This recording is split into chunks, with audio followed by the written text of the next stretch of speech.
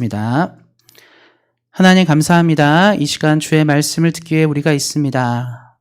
신령한 주의 말씀이 우리 삶을 변화시키게 하시고 능력의 말씀이 우리 삶에 덧입혀져서 하나님을 기뻐하는 믿음으로 나아가게 하시고 우리 사랑하는 온세한 교회와 우리 성도님들이 주님의 사람으로 이 땅을 살기에 부족함이 없도록 함께 하시기를 기도합니다.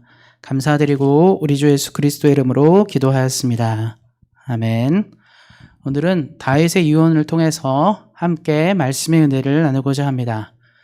사람은 죽을 때 많은 사람들이 유언을 남기고요. 그 유언을 통해서 자신의 삶이 살았던 방향과 이야기들을 후손들에게 들려주게 됩니다.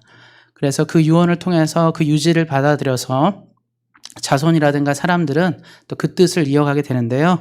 제가 그래서 유언을 좀 찾아보면서 우리 성도님들에게 들려줄 만한 좀 좋은 유언들, 어떤 글들이 있는지를 좀 찾아봤는데 아마 유명한 배우인데요. 로마의 휴일과 티파니의 아침에로 유명한 이 오드리 헵번이 그녀의 마지막 크리스마스 때 자녀들에게 남긴 유언이 있었습니다. 제가 이거를 잠깐 읽어드릴 텐데요. 한번 들어보시기 바랍니다. 오드리 헵번은 그 시인 샘 레벤슨의 시로 이 자식들에게, 자녀들에게 유언을 남겼는데 이렇게 남겼습니다. 아름다운 입술을 갖고 싶으면 친절한 말을 하라. 사랑스러운 눈을 갖고 싶으면 사람들에게서 좋은 점을 보아라. 날씬한 몸매를 갖고 싶으면 너의 음식을 배고픈 사람과 나누라. 아름다운 머리카락을 갖고 싶으면 하루에 한 번 어린이가 손가락으로 너의 머리를 쓰다듬게 하라. 아름다운 자세를 갖고 싶으면 결코 너 자신이 혼자 걷고 있지 않음을 명심해서 걸어라. 사람들은 상처로부터 복구되어져야 하며 낡은 것으로부터 새로워져야 하고 병으로부터 회복되어야 하고 무지함으로부터 교화되어야 하며 고통으로부터 구원받고 또 구원받아야 한다. 결코 누구도 버려서는 안 된다. 기억하라. 만약 내가 도움을 주는 손이 필요하다면 너의 팔끝에 있는 손을 이용하면 된다. 내가 더 나이가 들면 손이 두 개라는 것을 발견하게 될 것이다. 한 손은 너 자신을 돕는 손이고 다른 한 손은 다른 사람을 돕는 손이다.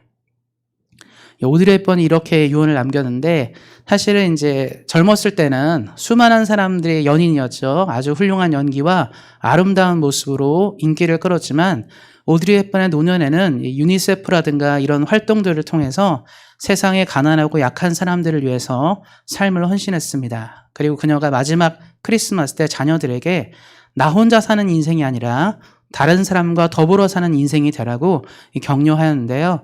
그녀의 이 마지막 말은 사실 많은 사람들에게 큰 귀감이 됐고 격려가 되었습니다.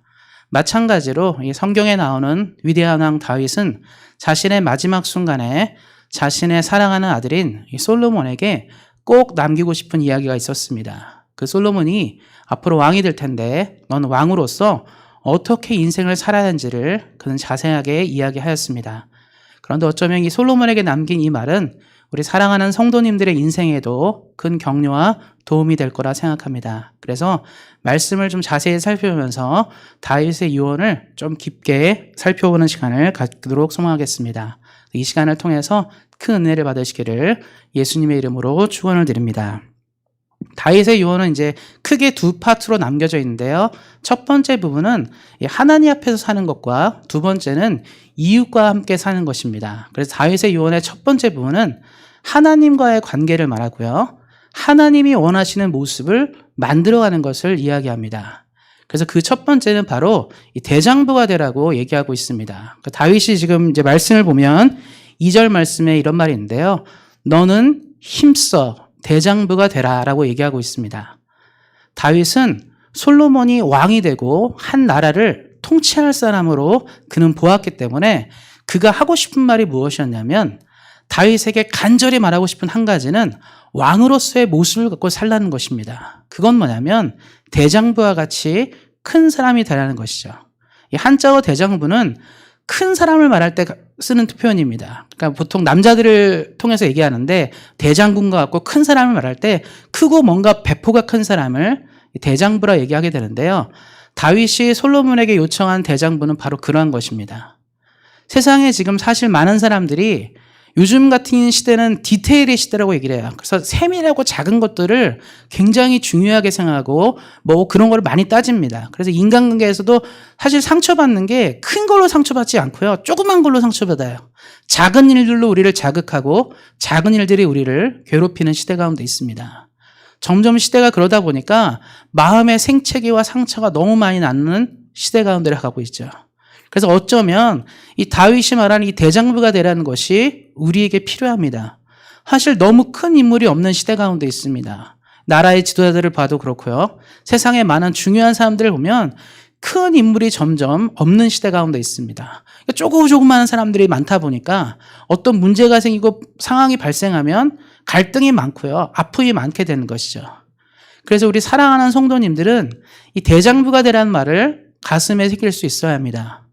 그러면 다윗은 왜 솔로몬에게 대장부가 되라고 말하는지를 생각해 봐야 하는데요. 바로 왕이기 때문에 그렇습니다. 솔로몬은 왕으로 살아야 되는데 어떤 백성에게 조금 상처를 주고 고통을 준다고 해서 그걸로 인해 보복하고 그 사람을 공격한다면 나라는요, 안정을 취하지 못하게 됩니다. 한국 사람들은 뭐 조선시대 역사를 많이 아실 텐데요. 조선시대 보면 연산군이라는 왕이 있었습니다. 이 사람이 폭군인데 연산군의 가장 큰 문제는 백성들이 조금씩 마음에 안 들면 그냥 잡아다가 다 죽이는 거예요. 신하들이 조금 그러면 잡아다 죽이고 어떤 사람들이 그러면 다 잡아다 죽이는 거죠. 그러니까 배포가 크지 않으니까 조금만 민감한 상황이 생기면 왕으로서의 자질을 갖지 못하는 것입니다. 근데 그에 반면에 우리 존경하는 왕들 있잖아요. 세종대왕이라든가 큰 왕들은 백성의 말에 귀를 기울이고 싸우려 하지 않습니다. 왜냐하면 한 나라의 주인인데 굳이 뭐 한두 명이 말하는 것에 영향을 받지 않는 것이죠. 그래서 우리는 이 배포가 크다는 것은 너무 중요합니다. 그럼 우리는 이렇게 생각할 수 있어요. 우리 성도님들은. 나는 왕이 아닌데 내가 왜 왕처럼 대장부가 되고 큰 사람이 돼야 되냐 이렇게 생각할 수 있지만 예수님이 이 땅에 오시고 우리에게 복음의 은혜를 주고 하나님이 우리에게 말한 것이 있어요. 우리는 왕의 자녀다. 하나님의 자녀다. 그래서 베드로전서 2장 9절에도 그러잖아요. 너는 왕 같은 제사장이다. 그러니까 우리 사랑하는 성도님들은 보통 사람이 아니라 하나님이 선택한 왕의 후손들이에요. 하나님의 나라를 상속하는 왕들입니다. 신약 성경에 계속 그러잖아요. 나중에 예수님이 오시면 우리는 왕 노릇할 것이다. 이 땅의 왕으로서의 상속자가 될 것을 말씀하십니다. 그리고 우리는 이 땅을 어떻게 살아야 됩니까? 왕처럼 살아야 되는 거예요. 우리는 세상 사람들이 말하는 뭐 조그만 일들에 상처받으시면 안 되고 더 큰 마음과 배포 큰 생각으로 이 땅을 살아가야 하셔야 합니다. 그래서 말씀에 나온 것처럼 힘써 대장부가 되어야 합니다. 이거는 남자와 여자의 문제가 아니라 우리 모두가 그러셔야 돼요. 예수를 믿기 때문에 우리는 누구든지 포용할 수 있는 바다와 같은 사람들이 되어야 합니다. 요즘 시대의 가장 큰 문제는 바다 같은 사람들이 없기 때문입니다. 그래서 상처가 많은 시대고 고통이 많은 시대입니다. 그것들을 기억하시고 말씀에 나온 것처럼 우리 온생학교의 성도님들, 우리 사랑하는 성도님들은 주 안에서 대장부가 되셔서 이 땅에 많은 사람들을 포용하는 믿음의 사람 되시기를 예수님의 이름으로 축원드립니다. 그리고 두 번째 이제 다윗이 얘기한 것은 하나님 앞에서 무엇이더라고 말할 때 바로 하나님의 명령을 지키라라고 얘기하고 있습니다. 하나님의 명령을 지켜라. 그래서 3절 말씀에 보면 내 하나님 여호와의 명령을 지켜라라고 얘기하고 있습니다.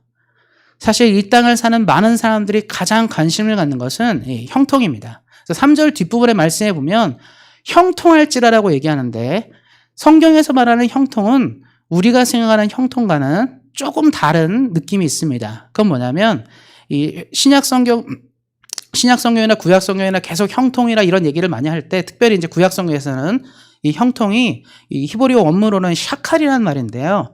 이 샤칼의 원래 뜻은 지혜롭게 행하다입니다. 그러니까 우리가 생각할 때 형통은 돈도 잘 벌고 몸도 건강하고 막히는 일 없이 잘 되는 거. 그러니까 형통한 인생은 그냥 시온의 도로가 열린 것처럼 아무 일 없이 잘 되는 것을 생각할 텐데 의외로 지금 오늘 본문에 선택한 이 단어 샤칼은 지혜롭게 행동한다는 말을 하고 있습니다. 아마 우리 사랑하는 성도님들이 한 번쯤은 들어보셨을 것 같아요.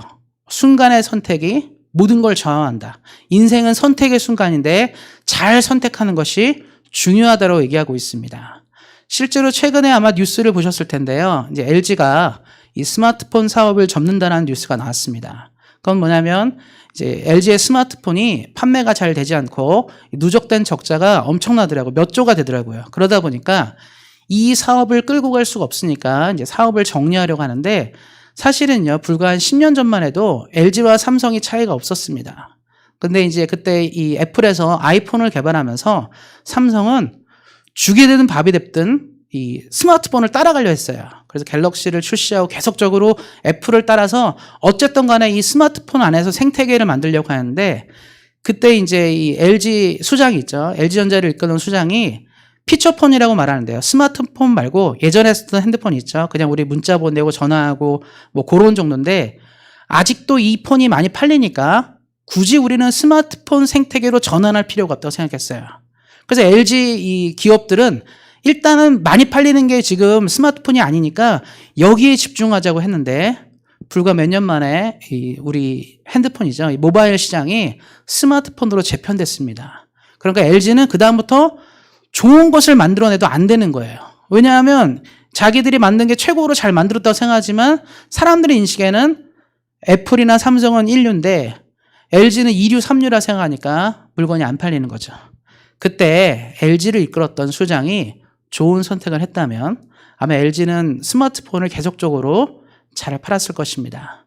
그래서 인생은 선택이 참 중요한데 모든 영역에서 그렇습니다. 선택을 참 잘해야 합니다. 그러니까 선택을 잘하시면 형통하게 사실 수 있는 거예요. 지금 이 순간에도 우리 성도님들이 선택할 게 있죠. 내가 지금 이걸 어떻게 해야 되나 저렇게 해야 되나. 요즘에 보니까 한국 사람들 부동산 시장에서 이 부동산을 팔아야 되나 말아야 되나. 주식도 그렇죠. 팔아야 되나 말아야 되나. 항상 선택입니다. 그래서 이 선택이 참 어려운데 선택을 잘 하기 위해서 필요한 것은 그래서 오늘 말씀에 나온 것처럼 하나님의 명령을 지키는 거다 얘기하는데 좀 이해가 안 갈 수 있죠. 이게 왜 그게 중요하냐 말할 때 아까도 말씀하신 샤칼은 지혜롭게 선택하는 걸 말해요. 인생은 항상 중요한 문제 가운데 무엇이 옳은지를 볼 줄 아는 사람이 승리하게 되어 있습니다. 그래서 다윗이 아들에게 부탁한 건 한 가지예요. 내가 나라를 통치해 보니까 이쪽에서 전쟁이 나기도 하고 또 나라를 운영하다 보면 경제적인 문제 있지 않겠습니까? 물가의 문제도 있고 민생의 문제도 있고 뭐 경제, 정치, 뭐 외교 수많은 문제들이 산재하는 거예요. 그때마다 인간적인 판단과 생각으로 나라를 운영하게 되면 이 나라는 올바로 가지 못할 수도 있다. 요즘에 우리 보시면서 뉴스 보시면서 뭐 대한민국도 그렇고 캐나다도 그렇고 뭐 미국도 그렇고 정치에 대해서 우리가 비판하는 건 뭐죠? 이렇게 선택하면 더 좋을 텐데 왜 대통령들은 저렇게 선택할까? 왜 지도자들은 저런 선택으로 백성을 힘들게 하나? 이런 생각 굉장히 많이 하실 거예요. 다윗도 이걸 알고 있었습니다. 과거부터 지금까지 똑같아요. 인류의 역사는 한치도 다르지 않습니다. 근데 다윗이 얘기한 게 뭐냐면 내가 인생을 살아보니까 중요한 순간마다 선택만 잘해도 나라가 잘 가는데 너도 그래야 되지 않겠냐. 그래서 근데 선택의 기준이 있어야 되잖아요. 뭐 돈을 기준으로 할 거냐, 권력을 기준으로 할 거냐, 아니면 뭐 사람을 기준으로 할 거냐, 이런 모든 기준이 있는데 그런 기준이 아니라 말씀에 나온 것처럼 하나님의 말씀을 통해 기준을 삼으라고 얘기하는 것이죠. 솔로몬에게 당부하는 것은 말씀 안에 굳건히 서는 인생은 틀리지 않은 선택을 한다. 말씀이 분명히 들어간 인생은 패배하지 않는 선택을 한다. 자신의 인생으로 증명하는 거예요. 다윗은 이스라엘의 최전성기를 가져왔는데 그의 가장 중요한 순간마다 다윗이 해왔던 일은 말씀 앞에서 하나님이 지금 이것을 원하는지 안 원하는지를 늘 질문했습니다. 하다못해 전쟁을 하든지 경제적인 외교적인 문제가 생길 때마다 다윗이 늘 했던 것은 모사를 찾아가고 능력자를 찾아가는 게 아니라 주님은 내게 지금 무엇을 원하시지? 하나님은 지금 이 순간 내게 어떻게 하기를 원하신지를 선택했다는 거예요. 다윗은 주의 말씀을 따라 선택하고 그 말씀을 따라 사니까 패하지 않았습니다. 그래서 삶의 경험으로 얘기하는 것이죠. 우리가 경험되지 않은 것은 유언으로 남기질 못해요. 처음에 말씀드린 것처럼 오드리 헵번이 그냥 죽을 때쯤에 그냥 자기가 좋은 말 남기고 싶어가지고 그렇게 유언한 게 아닙니다. 실제로 부귀와 영화를 누렸던 그녀지만 그가 마지막 때 세상에 가난하고 약한 어린이들이나 이런 사람들을 돌보면서 깨달은 건 뭐냐면 인생은 이렇게 사는 것이 아니구나. 나 혼자 걸어가는 것이 아니구나. 내게 이렇게 부와 명성을 준 세상 사람들에게 보답할 것은 무엇인가를 생각했다는 거예요. 그건 본인의 경험에서 나는 것이죠. 우리가 경험하지 않은 것을 가지고 얘기할 수 없습니다. 그러니까 내가 경험하지 않은 것 같고 유언을 남기는 것은 거짓말이 돼요. 그런데 다윗은 자신의 인생을 통해 배운 거죠. 하나님 앞에 좋은 선택을 하면 승리할 수 있다. 하나님 앞에, 말씀 앞에 삶을 살면 패배하지 않은 선택을 할 수 있다를 만난 것입니다. 그래서 다윗이 얘기한 게 뭐냐면 하나님의 명령을 지키라는 것이죠. 우리 사랑하는 성도님들이 지금 이 시대를 살면서 고민이 굉장히 많습니다. 제가 인터넷 게시판 같은 거 봐도 여러 명 있더라고요. 백신은 맞아야 됩니까? 맞으면 큰일 납니까? 이런부터 해가지고 지금 수많은 일들이 선택이에요. 지금 어떻게 됩니까? 이래야 됩니까? 이럴 때 우리는 다른 방법이 없습니다. 오늘도 내일도 주의 말씀 앞에 있으셔야 되고 말씀을 통해 하나님이 기뻐하는 선택들을 하셔야 합니다. 우리 사랑하는 온생학교의 모든 성도님들이 주 앞에 바른 선택을 하심으로 하나님이 기뻐하는 놀라운 것들을 이뤄가시고 이 땅에 승리하시기를 예수님의 이름으로 축원드립니다. 그리고 이제 말씀은 그 다음에 이어서서 다윗은 이제 사람에 대한 유언을 또 남기고 있어요. 하나님 앞에서는 이러한 사람이 되라 얘기하고 또 어떠한 사람을 사귀고 어떠한 사람을 사귀면 안 되는지를 얘기하고 있습니다. 그래서 다윗은 두 번째로 사람들과 관계를 얘기하고 있는데요. 사람을 잘 사귀라라고 얘기하고 있습니다. 그래서 피해야 할 사람과 곁에 두어야 할 사람을 잘 구분하는 것이 인생의 승리라고 얘기하고 있습니다. 그래서 먼저 피해야 할 두 부류의 사람을 얘기하고 있어요. 그러니까 인생 가운데 이런 사람은 두면 안 된다. 그래서 우리 사랑하는 성도님들도 말씀을 들으시고 내가 이런 사람은 만나지 말아야겠다. 이런 사람이 주변에 있으면 멀리 하셔야 합니다. 그래서 피해야 할 두 부류의 사람들 5절, 6절, 8절, 9절에 나온 사람인데 말씀을 다 읽어드릴 수는 없고요. 이 두 명의 인물이 나옵니다. 그 두 명의 인물은 요압과 시므이입니다. 그래서 요압과 시므이가 이 말씀에 나오는데요. 먼저 요압에 대해서 살펴보면 지금 5절부터 해서 6절 요압에 대해서 쭉 나오고 있는데요. 요압은 옳지 않은 방법으로 일을 해결하는 사람을 얘기합니다. 그러니까 요압이 장군이거든요. 옳지 않은 방법으로 일을 해결하는 사람이에요. 그 무슨 말이냐면 요압이 어떤 일을 했냐면 사실 다윗의 오른팔이었거든요. 전쟁 시에 용맹하고 굉장히 괜찮은 사람인데 이 사람은요. 다윗의 마음을 잘 헤아리질 못했어요. 다윗이 훌륭한 임금인 것은 무엇이냐면 그는 만나는 사람과 또 자기가 원한을 가질 만한 사람에게 어떤 잡음을 남기고 싶어하는 사람이 아니에요. 항상 평화롭고 태평하게 일을 처리하고 싶었던 사람입니다. 그래서 그의 모습을 보면 다윗은 그래서 항상 정적인 사울의 가문도 선대하려 했고 압살롬이 자기를 공격했을 때도 압살롬 밑에 있는 사람들을 징벌하려 하지 않았습니다. 그건 뭐냐면 우리도 항상 그렇잖아요. 어떤 문제가 생길 때는요. 사람이 항상 나눠지게 돼 있어요. 이쪽 편 저쪽 편이 나눠지게 돼 있습니다. 그래서 아무리 내가 다른 사람의 마음을 살려 해도 잘 사기가 어렵거든요. 다윗도 그랬어요. 다윗이 하나님의 부름을 입고 하나님의 명성을 입고 사람들이 참 좋아하는 왕이었지만 다윗이 유다의 왕이 등극했을 때 사실은 이 사울의 가문의 사람들은 다윗을 따르지 않았습니다. 그리고 사울을 추종하던 사람들은 사울의 아들 이스보셋과 함께 나라를 이끌고자 했어요. 근데 그 이스보셋 옆에 이 아브넬이 있었는데 이 아브넬은 이제 다윗의 반란자였죠. 내란을 일으킨 사람입니다. 그런데 상황이 이제 다윗에게로 나라가 넘어가니까 아브넬이 이제 항복하려고 했었어요. 근데 요압이 일을 빨리 끝내려고 이 아브넬을 암살합니다. 근데 다윗이 마음이 굉장히 아팠었어요. 왜냐하면 일을 평화적으로 해결하면 사울의 편들이 원망이 안 생겨요. 근데 만약에 그런 식으로 사람을 제거하면 상대방이 어떻게 생각했죠? 다윗은 자신의 반란자에게 저런 식으로밖에 행동 안 하는 사람이구나. 그래서 상처가 남는 겁니다. 근데 요압은 그걸 생각하지 않았어요. 다윗을 위해서 빨리빨리 다 죽이면 된다. 그리고 이제 압살롬의 군대 장관으로 아마사가 있었는데요. 또 마찬가지입니다. 아마사가 또 이제 그런 상황이 있을 때 요압은 자비가 없어요. 얘가 죽으면 다윗이 편하다. 다윗의 생각은 다릅니다. 시간이 걸려도 사람을 품으려 했거든요. 평화롭게 일을 처리하는데 요압은 그러지 않았습니다. 그러니까 이 요압 같은 사람은 뭐냐면 목적과 뭔가 이루기 위해서 수단과 방법을 가르지 않고 그렇게 일을 하는 사람이에요.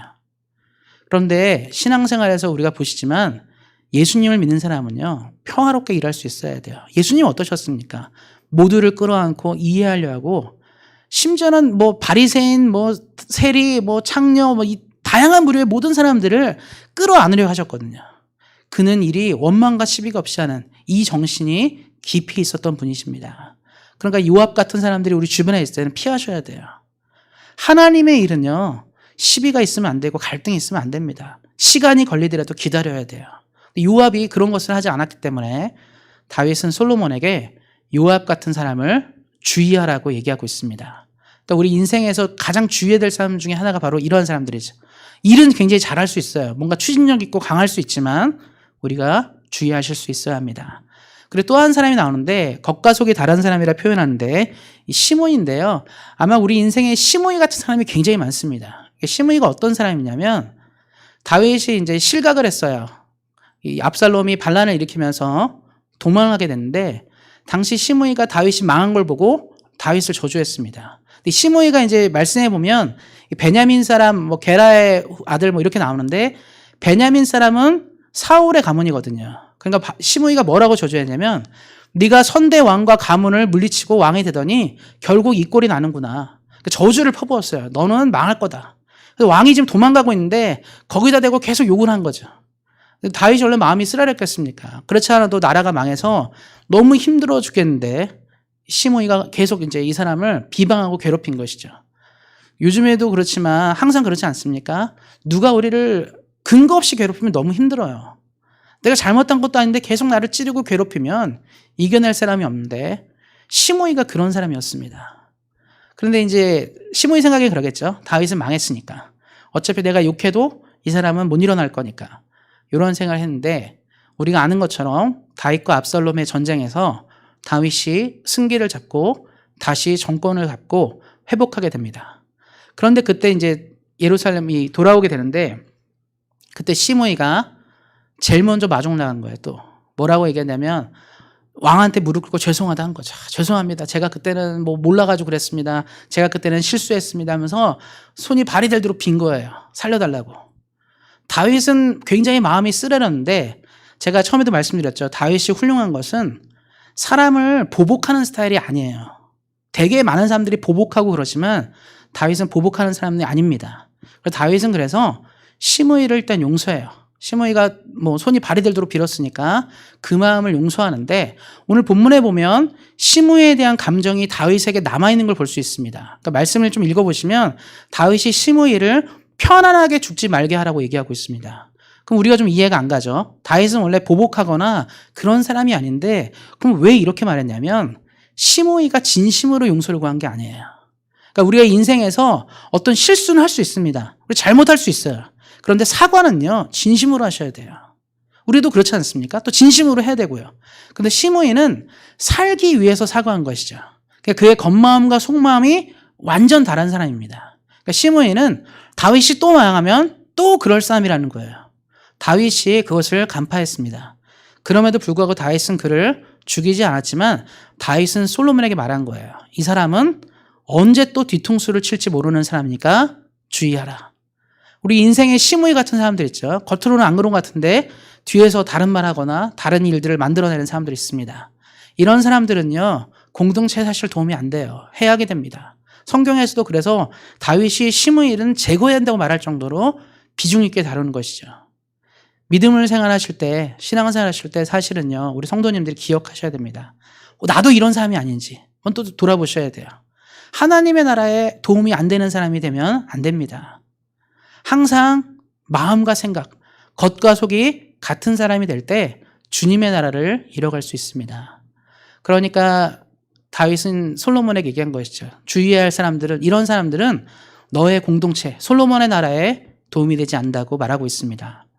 우리 사랑하는 성도님들도 이 말씀을 기억하시고 이런 사람들, 옳지 않은 방법으로 일을 해결하는 사람이나 겉과 속이 다른 사람을 주의하시고 또 그런 사람이 되지 않으셔서 하나님의 영광을 이루시기를 예수님의 이름으로 축원드립니다.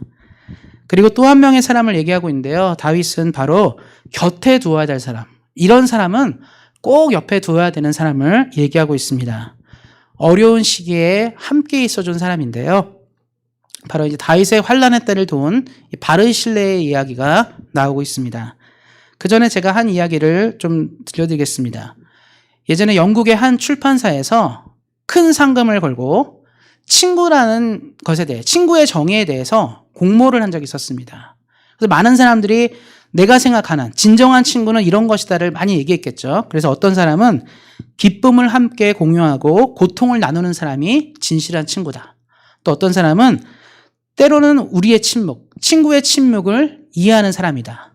친구는 또 시간을 잘 지켜주는 사람이고, 친구는 동정이 많은 사람이고, 뭐 이런 얘기들이 많이 왔었어요. 여러 개의 것들이 이제 순위에 들었겠죠. 그런데 1등으로 뽑힌 문구가 있었습니다. 그건 뭐냐면, 친구란 온 세상이 내 곁을 떠났을 때 내게 찾아오는 사람. 그러니까 진정한 친구는 누구냐면, 내가 잘 됐을 때가 아니라 내가 쫄딱 망하고 아무것도 안 되고 힘들고 어렵고 고통의 시기에 누구도 손을 내밀어 주지 않을 때 손을 내밀어 주는 사람이 진정한 친구라는 것입니다. 다윗의 가장 어려운 시기는 압살롬에게 쫓겨났을 때예요. 사실 사울의 가문과 다윗의 가문이 내전에 있을 때는요, 다윗의 가문이 점점 성장할 때였기 때문에 사실 그것도 힘들지만 이 정도는 아니었는데, 다윗이 고통을 갖게 된 것은 아들 압살롬 때문이었습니다. 압살롬이 어떤 일을 했냐면, 다윗이 나이가 먹고 이제 시간이 지나면서 압살롬은 나라의 민심을 취하려고 했습니다. 그래서 어떤 일을 벌이냐면, 보통 이제 왕에게 재판을 받기에 찾아온 사람이 있잖아요. 그럼 압살롬이 먼저 만나요. 뭐라고 말하냐면, 우리 아버지는 너의 문제를 해결해주기 위해서 어떠한 직책이나 뭐 어떠한 사람들도 두지 않았다. 그러니까 너의 이야기를 들어줄 사람은 나밖에 없다라고 얘기한 거예요. 그러니까 다윗에게 어떤 걸 호소하러 한 사람, 두 사람이 오게 되면 압살롬이 계속 만나가지고 그 사람들의 마음을 샀습니다. 그러니까 민심이 점점 움직이는 거죠. 왕은 아무것도 하지 않지만 왕자는 우리 마음을 헤아리는 사람이라는 이야기를 듣게 됩니다. 그리고 어느 정도 시기가 되니까 압살롬은 반란을 일으켜서 나라를 쪼개고 자기가 모든 권세를 갖게 됩니다. 그러한 다윗은 도주를 하기 시작했어요. 그러니까 도망을 가기 시작했죠. 그러다 보니까 다윗의 주변에 유명한 사람들이 많이들 도망치고 떨어져 나갔습니다. 다윗이 굉장히 힘들고 어려울 때 길르앗 사람 바르실레가 다윗을 돕기 위해서 부자였어요. 그 사람이 많은 것을 갖고 나왔습니다. 먹을 것과 이 다윗의 무리들이 살 수 있도록 나왔습니다. 그래서 다윗이 그들을 통해 원기를 회복하고 나라를 회복하게 되는데요. 우리가 여기서 봐야 될 한 가지는 뭐냐면, 바르실레가 다윗을 도운 것은 굉장히 어려운 행동이었어요. 왜냐하면 다윗은 이미 점점 내려가는 별이었습니다. 그러니까 무너져가는 상황이었기 때문에, 만약에 바르실레가 다윗을 전폭적으로 지원해서 도운 것을 압살롬이 알게 되고, 만약에 압살롬의 가문이 승리하게 되면 바르실레는 역적이 됩니다. 그러면 그 가문이 사라지는 거예요. 요즘이야 뭐 그 정도는 아니지만 예전에 어땠습니까? 예전 역사에 보면요, 반란을 일으킨 가문은요, 한국 같은 경우는 조선은 삼족을 멸한다. 그래서 친가 외가 처가까지 다 멸했거든요. 그러면 바르실레는요, 이 당시 사람도 마찬가지겠지 않겠습니까? 목숨 걸고 도와준 거예요. 그리고 망해버린 사람, 일어날 가망이 전혀 없는 사람을 향해 손을 내밀어 준 겁니다. 이거는 말씀에 너무 짧게 나왔지만 짧지 않아요. 얼마나 큰 고민이 있었겠습니까? 우리 가문이 지금 이 사람을 도와줘서 어떻게 될 것인가를 생각해야 합니다. 가족 회의를 해야 하잖아요. 우리가 아무리 돈이 많아도 내가 이 사람에게 투자해서 될지 말지를 고민해야 되는데, 바르실레는 그러지 않았어요. 그동안 나라를 잘 통치한 다윗의 마음을 진심으로 헤아렸습니다. 그는 도왔어요. 자기 가문이 멸망하고 말고를 생각한 게 아니라 지금 이 순간 다윗에게 필요한 먹을 것, 물, 옷, 뭐 여러 가지 필요한 것들 있지 않겠습니까? 이거를 제공하기로 한 것입니다. 그리고 우리가 그러잖아요. 뭔가를 투자할 때는 나중에 내가 뭘 받아야 되지, 이런 생각을 한 게 아니라 그는 현재 최선을 다해서 왕을 섬겼습니다. 그 다윗이 잊지를 못했어요. 다윗의 역사에 수많은 다윗의 동지들이 있거든요. 위인들이 있는데 지금 뭐라고 말하고 있냐면, 그가 항상 너의 상에서 먹으라. 왕자들만 그렇거든요. 왕자들만 왕의 상에서 먹게 되는데, 다윗이 그래요. 그들은 우리가 가장 힘들고 어려울 때, 어쩌면 목숨이 위태위태할 때 모든 것을 내어준 사람이다. 바르실레와 그의 아들들에게 충분하게 갚아야 한다고 얘기하고 있습니다. 사랑하는 성도 여러분, 우리가 사는 이 시대에 바르실레 같은 사람이 너무 필요합니다. 우리 주변의 이웃들에게 이런 사람이 필요해요. 세상은요, 망해버린 사람에게 손 내밀지 않습니다. 세상은요, 가능성 없는 일에 아무것도 하지 않아요. 대부분 우리가 무언가를 할 때는요, 뭔가를 주고 싶은 사람에게 투자하고 뭔가 될 것 같은 가망성 있는 사람에게 모든 것을 겁니다. 그런데 그러지 않기가 너무 힘든데 이런 사람이 필요합니다. 우리 사랑하는 성도님들이 우리 주변의 사람들에게 바르실레바 같은 사람이 되셔야 되고, 그래서 누군가가 늘 생각하고 곁에 두고 싶은 사람이 되셔야 합니다. 또 한 가지는 우리 성도님들이 인생을 사시면서 바르실레 같은 사람을 만나셔야 돼요. 사실 만남의 축복 중에 하나는 이런 사람을 만나야 됩니다. 우리가 항상 우리의 것을 뜯어먹거나 뭔가 우리 것을 가로채거나 뭔가를 가로채기 위해서 뭔가 노리는 사람들을, 그런 사람들을 만나는 것이 아니라 정말 우리를 위해서 바르실레와 같이 친구가 되어주는 사람도 만나셔야 합니다. 이 땅을 살아간다는 것은 그런 의미가 있습니다. 어쩌면 우리가 이 땅을 살면서 아마 바르실레 같은 사람이 내 친구라면 우리는 든든하게 이 땅을 살아갈 수 있을 것입니다. 또 마찬가지로 우리 사랑하는 성도님들이 누군가에게 바르실레와 같은 친구가 될 수 있어야 합니다. 말씀을 맺고자 합니다. 다윗은 유언을 통해서 많은 것을 남긴 게 아닙니다. 정치는 이렇게 하라. 외교는 이렇게 하라. 경제는 이렇게 하라. 나라를 운영함에 있어 군비는 이렇게 확장하고 군대는 어떻게 편성해야 되며 어떤 나라가 우리의 적이며 어떤 나라와 싸울 때 어떤 지략을 가져야 되는지를 전혀 얘기하지 않습니다. 지금 왕이 남긴 유언이라고 치고는 너무 우리가 요즘 속된 말로 너무 약해요. 빈약합니다. 이걸 갖고 나라를 통치할 만한 유언이 안 돼요. 태조 왕건은 자기가 후뇨 10조라는 것을 통해서 고려를 운영하는 것을 후손들에게 남겼거든요. 자세하게 이렇게 해야 된다고 남겼습니다. 모든 왕들은 그런 걸 남겨요. 그런데 다윗은 너무 원론적인 얘기죠. 하나님을 잘 믿어라. 친구를 잘 사귀어라. 이런 유언은 유언 같지도 않습니다. 그런데도 불구하고 그의 유언이 힘 있는 것은 그의 삶을 통해서 배웠던 하나님과 그와 함께했던 좋은 사람들과 이뤘던 것을 기억하고 자녀에게 남겨준 것입니다. 우리 사랑하는 성도님들이 이 시대를 살아갈 때 무엇이 필요할까요? 지금 우리가 사는 이 시대 가운데 우리가 무엇을 원할까요? 어떤 것이 필요할까요? 하나님을 잘 믿으시는 것과 좋은 사람을 많이 만나는 일들입니다. 평생에 하나님의 은혜와 또 하나님의 사랑을 누리시면서 말씀에 나오는, 다윗이 유언에 나오는 이러한 축복들과 은혜들이 우리 사랑하는 성도님들에게 늘 넘쳐나시기를 예수님의 이름으로 축원드립니다. 우리 기도하겠습니다. 하나님 감사합니다. 우리에게 은혜를 허락하신 하나님, 우리가 오늘도 다윗의 유언을 통해 함께 은혜를 나누었습니다. 이 시대를 살아갈 때 하나님 우리에게 필요한 것들이 있다면 말씀을 통해 주님과 함께 살아가는 것이며 하나님이 원하는 모습으로 이 땅을 살아가는 것입니다. 또한 우리에게 좋은 사람을 만나는 축복이 필요하고 또 해악된 사람들을 구분하는 영적인 지혜가 필요합니다. 이 지혜들을 누리는 우리가 되게 하시고 이 땅을 살아갈 때 하나님의 사람답게 승리하는 믿음으로 나가도록 함께 하시기를 기도합니다.